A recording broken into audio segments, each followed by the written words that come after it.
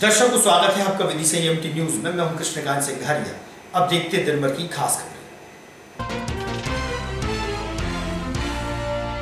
विश्व ध्यान दिवस के अवसर पर माधव उद्यान में लॉयंस क्लब और ओशो प्रेमी मंडल द्वारा सक्रिय ध्यान विधि का हुआ उपयोग।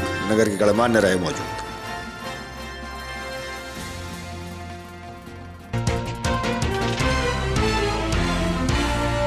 और करारिया क्षेत्र में भारतीय स्टेट बैंक द्वारा रखा गया कार्यक्रम। किसानों के हितार्थ बैंक अधिकारियों ने बताई योजनाएं।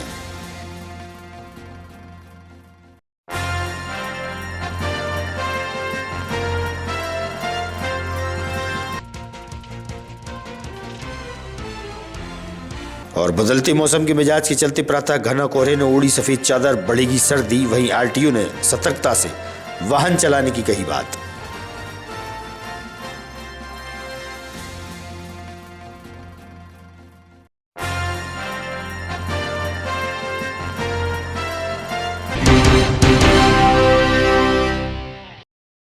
अब खबर विस्तार से।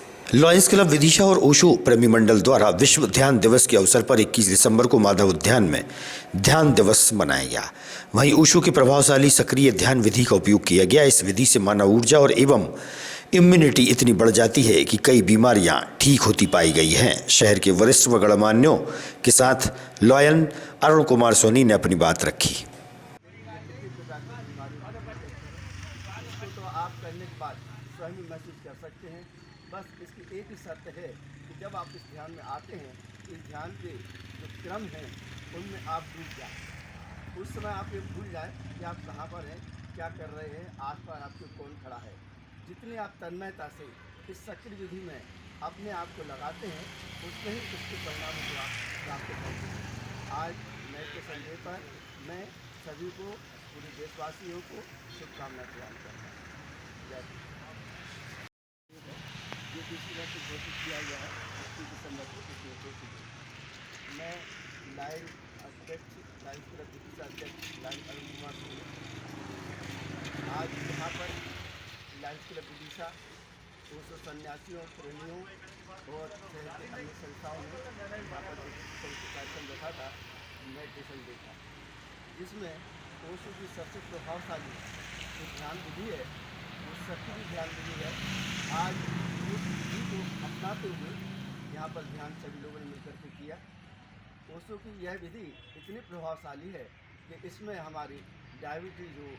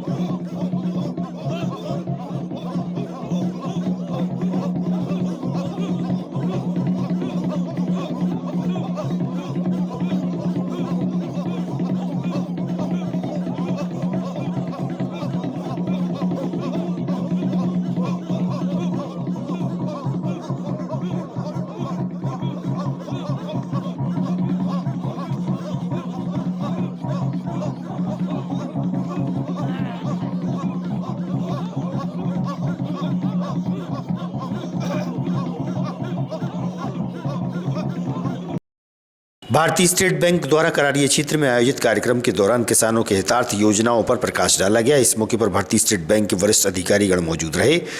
किसान कैसे लाभार्थी बन सकेंगे, लीड बैंक अधिकारी ने बताया। नहीं, वो तो उपाध्यक्ष बने उसके। इस अन्नदाता महोत्सव के माध्यम से थोड़ी बड़ी डेयरी यूनिट बनाने के लिए भी बैंक द्वारा टर्म लोन दिया जाता है, जिसमें जैसे 50 जानवर रखने, 10 जानवर रखने, 25 जानवर रखने, पशु पर गाय भैंस जैसा भी पशु हो, उसके ऊपर एक दर निश्चित है और उस दर के हिसाब से पशुपालन या डेयरी केसीसी किया जाता है। पशुपालन विभाग से जरूर उसका इंश्योरेंस वगैरह किया जाता है। बैंक भी यही चाहती है कि केसीसी आपको दे, पशु को कुछ हो जाए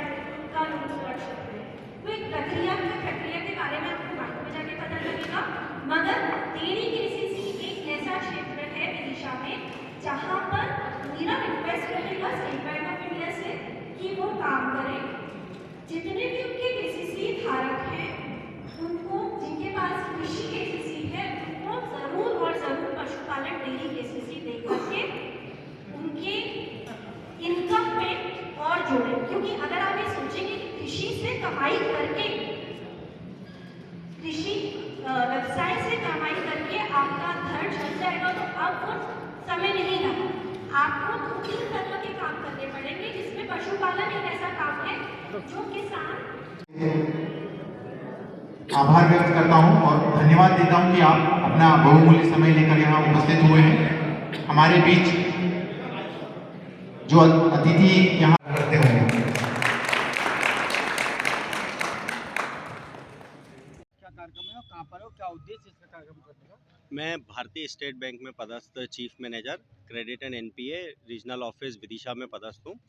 आज के कार्यक्रम का मेन उद्देश्य भारत सरकार द्वारा, जैसा कि सभी को विदित है कि 16 दिसंबर से लेकर 23 दिसंबर तक के लिए अन्नदाता महोत्सव का रूप में मनाया जा रहा है, जिसके अंतर्गत भारतीय स्टेट बैंक के द्वारा आज इस कार्यक्रम को आयोजित किया गया है, जिसके अंदर हम हमारे विभिन्न सम्मानीय ग्राहकगण, कृषकों एवं समस्त ग्राहकों को बुलाया गया है हमने यहाँ पर, जो कि हमारी भारतीय स्टेट बैंक के साथ अपना बैंकिंग ट्रांजैक्शन कर रहे हैं। उनके साथ हम हमारे बैंक के द्वारा दिए जा रहे विभिन्न प्रोडक्ट एवं स्कीम के अंतर्गत जो भी लोन दिए जा रहे हैं उसके बारे में हम जानकारी साझा करेंगे एवं किसानों को हम बताएंगे कि और क्या क्या भारत सरकार के द्वारा स्कीम चलाई जा रही है, जिसके अंतर्गत वो अपनी आय को भी, वार्षिक आय को भी बढ़ा सकते हैं।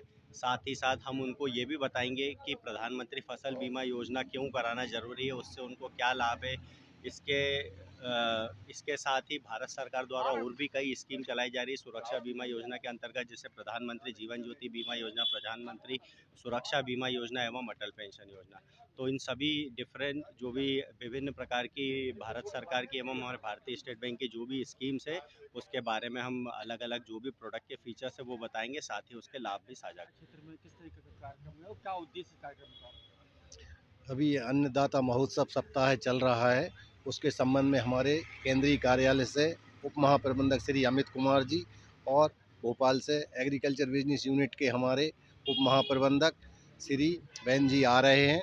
उनके सानिध्य में ग्राम करारिया में किसान सम्मेलन के साथ साथ अन्नदाता महोत्सव का आयोजन किया गया है, जिसमें कृषि से संबंधित सभी योजनाओं के बारे में किसानों को जानकारी दी गई एवं हमारे सभी क्षेत्रीय व्यवसाय कार्यालय के विदिशा की समस्त शाखाओं के, सराउंडिंग शाखाओं के सभी शाखा प्रबंधक और हितग्राही उपस्थित हुए।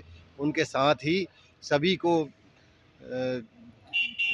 मतलब योजनाओं की जानकारी के साथ साथ उनकी छूट वाली योजनाएं, सब्सिडी वाली योजनाओं की जानकारी दी गई। काफ़ी संख्या में लोग यहाँ पे उपस्थित हुए और यह केंद्रीय कार्यालय द्वारा प्रायोजित कार्यक्रम था और सभी जिलों की बैंक शाखाओं में ये कार्यक्रम आयोजित किया गया है। सभी जगह क्षेत्रीय व्यवसाय कार्यालय के बड़े अधिकारी, उच्च अधिकारी वहाँ पर जाकर उन्होंने कार्यक्रम को अटेंड किया है और उस रूपरेखा को अंजाम दिया है। यहाँ पर आयोजित कार्यक्रम में जो इस माह स्वीकृत किए गए हैं प्रकरण, उनके हितग्राहियों को उनको हितलाभ वितरित भी किए गए। धूलखेड़ी क्षेत्र में विधायक मुकेश टंडन, श्याम सुंदर शर्मा, मंडल अध्यक्षों सहित भाजपा के नेता व कार्यकर्ताओं की मौजूदगी में राहुल गांधी का पुतला जलाया गया। वहीं राहुल गांधी द्वारा उड़ीसा के बीजेपी सांसद को धक्का के दौरान घायल होने की बात कही गई और विरोध किया। हो गई, वो नहीं चाहते थे कि किसी दलित का पक्का मकान बने, वो नहीं चाहते थे किसी दलित के घर में गैस का चूल्हा जले, वो नहीं चाहते थे किसी दलित की बेटी लाडली लक्ष्मी बने, वो नहीं चाहते थे कि किसी जो है गरीब परिवार में अगर कोई दुर्घटना हो जाए तो संबल योजना का उनको लाभ मिले, वो नहीं चाहते थे कि कोई बुजुर्ग जो है, क्योंकि आपने ऐसे कर्म ही नहीं करे। अब अगर सत्ता में रहेंगे तो हमारे मिर्ची सेठ रहेंगे, वो सारी योजनाएं जानते हैं पूरी की पूरी, कैसे गरीब की सेवा करना है, कैसे समाज के बीच में काम करना है। ये सारे भारतीय जनता पार्टी के कार्यकर्ता जनता की सेवा करके ही अपना जो है राजनीतिक धर्म निभाने वाले लोग हैं। इसलिए आज के इस अवसर पर धौलखेड़ी मंडल युवा मोर्चा द्वारा न केवल आपका पुतला दहन किया जा रहा है, बल्कि भारतीय जनता पार्टी के कार्यकर्ता ये भी संकल्प लेंगे कि इस प्रकार का आचरण करने वाले किसी भी राजनीतिक दल का नेता हो, उसका अगर हमको सड़कों पर विरोध करना पड़ा तो सड़कों पर विरोध करेंगे, ईंट का जवाब पत्थर से देंगे और गरीब का हक छीनने नहीं देंगे। इनकी योजना एक ही है, गरीब गरीब रह जाए, गरीब के बच्चे पढ़ नहीं पाए, गरीब के घर में चूल्हा नहीं जल पाए, गरीब के घर में लाइट नहीं लग पाए, गरीब। जिंदाबाद भारतीय जनता पार्टी जिंदाबाद जिंदाबाद।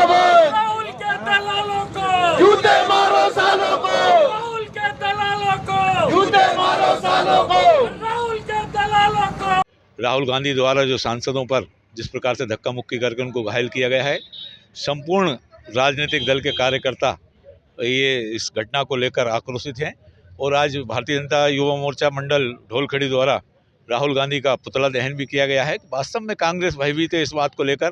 इस बात की चिंता नहीं है उनको, अम्बेडकर जी का तो एक वो मुद्दा बना रहे हैं, बल्कि वो चिंतित इस बात को लेकर हैं कि जिस प्रकार से डॉक्टर भीमराव जी अम्बेडकर के दर्शन को आत्मसात करते हुए भारतीय जनता पार्टी ने जो नीतियाँ को चलते हुए आप बाबा साहब अम्बेडकर की गरीबों के जीवन बदलने का काम किया है, गरीबों को आगे बढ़ाने का काम किया है, ऐसी लोकप्रिय योजनाएं के माध्यम से उनका जीवन स्तर सुधारने का काम किया है, उससे लेकर समूचा विपक्ष भयभीत है। इसलिए इस प्रकार से वो दादागिरी पर होता रहा है। गुंडागर्दी के दम पे इस देश में राजनीति नहीं की जा सकती। लोगों के दिलों को जीत कर ही आप राजनीति करते हो और दिलों को जीतने का काम हमारी सभी प्रदेशों की सरकार और देश की सरकार कर रही है। मैं आज के इस अवसर पर बहुत ही दुर्भाग्यपूर्ण घटना को लेकर कांग्रेस के मित्रों को भी कहना चाहता हूं कि आपका जो नेता प्रतिपक्ष है इसको वहां से हटाएं और जो शासन से ये मांग करता हूं भारत सरकार से कि इनको जो आपराधिक प्रकरण दर्ज हुआ है उसमें इनको गिरफ्तार किया जाए। ये बहुत ही दुर्भाग्यपूर्ण है। देश में इस प्रकार की घटना पहले कभी घटित नहीं हुई, लोकतंत्र के लिए भी खतरा है।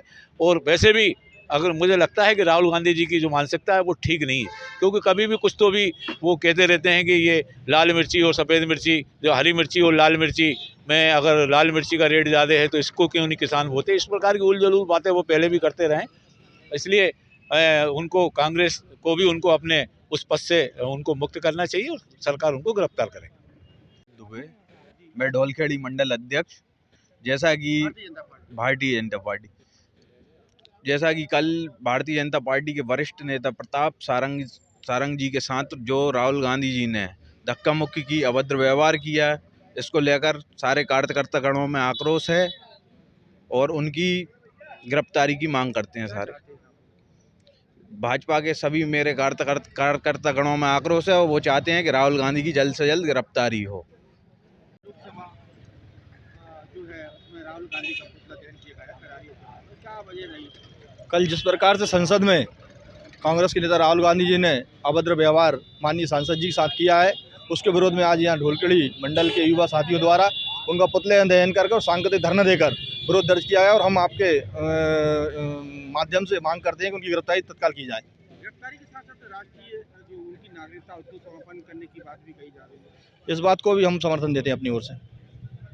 सोंठिया पंचायत में शासकीय प्राइमरी विद्यालय सहित अन्य स्कूल भी हैं, लेकिन देखने में आया कि दिन में विद्यालय लगता है, वहीं रात में विद्यालय की छत अहाते में बदल जाती है। देखने में आया कि दिन में विद्यालय में बच्चे अध्ययनरत थे और स्कूल की छत पर बड़ी संख्या में खाली शराब के क्वार्टर और पाउच पड़े हैं। इस संबंध में सरपंच व स्कूल के स्टाफ से भी हुई चर्चा। जी, मेरा नाम शोभा सक्सेना है, एकीकृत माध्यमिक शाला सोठिया की मैं प्रभारी शिक्षक हूँ। यहाँ पर किस तरह की कमियाँ देखी जा रही है? कमियाँ तो सर थी, लेकिन हमारे अमन भैया जो कि सरपंच हैं उन्होंने काफ़ी कमियाँ दूर कर दी। यहाँ पानी की व्यवस्था नहीं थी। मेरे एक बार कहने पर हमारे अमन भैया ने दोनों प्राथमिक शाला और माध्यमिक शाला में पानी की व्यवस्था कर दी है और उन्होंने 2-3 दिन में वादा किया है कि वे टंकी भी व्यवस्था कर देंगे। क्या कमी देख रही हैं?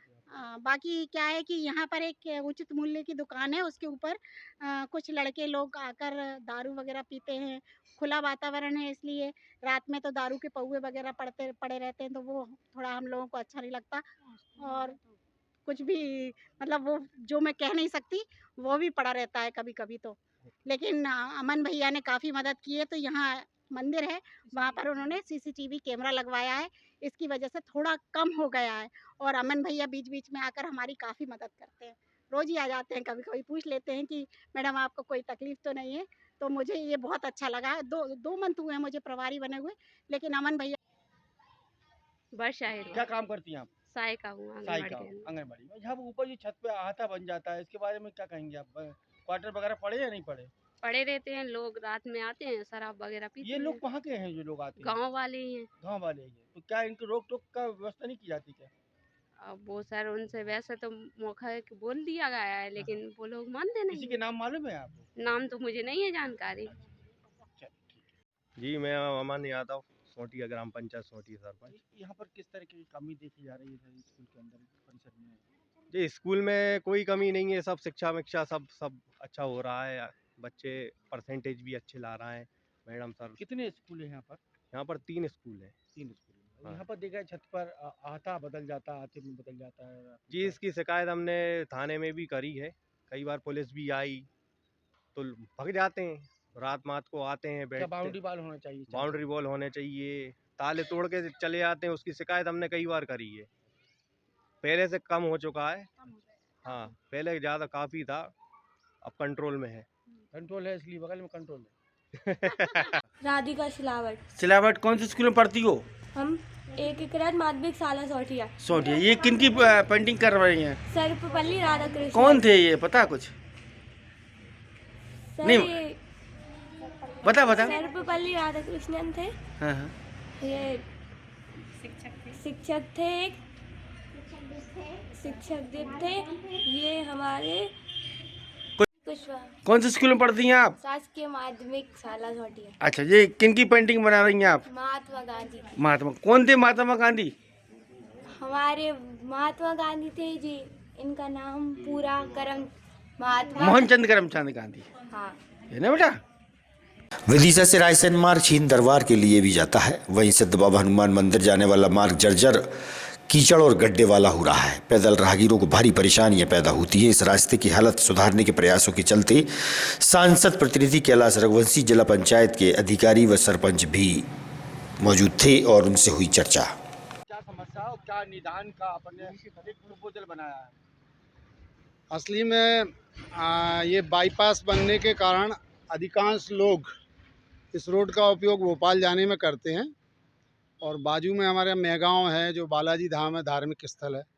मेरे पास कई बार शिकायत आई कि यहाँ पे पानी भर रहा है और इसमें लोग गिरते हैं।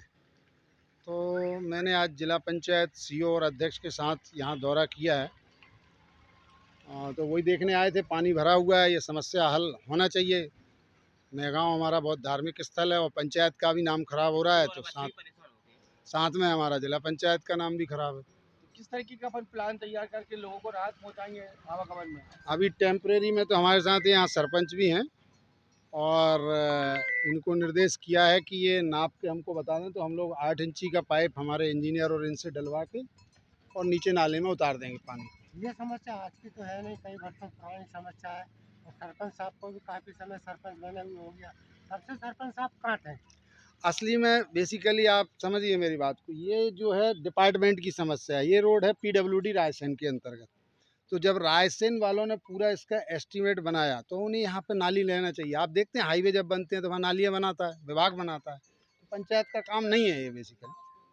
चलिए, तो अपन क्या प्रयास अब अपने कब तक ये समस्या का समाधान होगा? अभी हमारा इनको हमने 8 दिन का समय दिया है। हमारे SDO हैं, AE RES उपेंद्री जी हैं, सरपंच साहब हैं, GRS हैं। 8 दिन में ये पानी की समस्या हल कर देंगे। बाकी रोड को ठीक करने के लिए हम प्रयास करेंगे। जो ठेकेदार बंसल जी हैं हाईवे बना रहे हैं, उन्हीं से इसको ठीक करा लेंगे। खदान सी कहाँ रहते हो? यही करे थे ये रास्ता कहाँ के लिए जाता है? जी, राशन जाता है। और कहाँ पे? छीन दरबार के लिए। हाँ। मंगलवार के दिन कितनी भीड़ निकलती होगी यहाँ से? अरे सर, बहुत लगती है, काफ़ी तो जाम ही लग जाता है। तो क्या परेशानी होती है यहाँ पे? जाम लग जाता है, बहुत हीटने में दिक्कत पड़ती नहीं, है। ये गड्ढे में पानी भरा। गड्ढे में भरा जाते हैं, इधर घुस जाते हैं। अच्छा, हाँ। कहाँ रहते हो? गैसपुर। तो ये कौन सा रास्ता है यहाँ पे निकल रहा है आप? ये पता नहीं, हम क्या दिक्कत हो रही है इस रास्ते से? ये इधर गड्ढे ज़्यादा हो रहा है। अच्छा, गड्ढे जा रहा हो तो क्या होना चाहिए यहाँ पर? यहाँ रोड बनना चाहिए। रोड बनना चाहिए। और क्या पानी भरा हुआ है यहाँ पर? पानी भरा है? बढ़ती सर्दी के मौसम के मिजाज के चलते आज प्रातः घना कोहरा देखने में आया। घना कोहरे के बीच प्रातः रोड पर वाहन चालकों की सतर्कता अति आवश्यक होती है। RTO से हुई चर्चा। प्रारंभ हो चुका है और ऐसे में कोहरा सुबह पड़ने लगा। किस तरीके की सावधानी वाहन चालकों को रखना चाहिए और किस तरीके से अपन उनको सही गाइडलाइन करते हैं? देखिए, सर्दी में जो सुबह के और रात के समय कोहरे का थोड़ा माहौल रहता है, ऐसे स्थिति में बड़ी सावधानी पूर्वक वाहन चलाना चाहिए। और आपके माध्यम से सारे वाहन चालकों को, चाहे वो कमर्शियल वाहन चलाते हों अथवा अपनी निजी वाहन चलाते हों, उनको मैं यह बताना चाहता हूं कि कोहरे के समय यदि गाड़ी में फॉग लैंप है तो उसका अवश्य प्रयोग करें। और नियंत्रित गति से वाहन चलाएं, विजिबिलिटी प्रॉपर हो तभी वाहन चलाएं, भले ही थोड़ा समय लगे लेकिन दुर्घटना से देर भली। आज की खबरों को देते हैं पर विराम। आगामी खबरों के लिए आप देखते रहिएगा विदिशा EMT न्यूज। नमस्कार।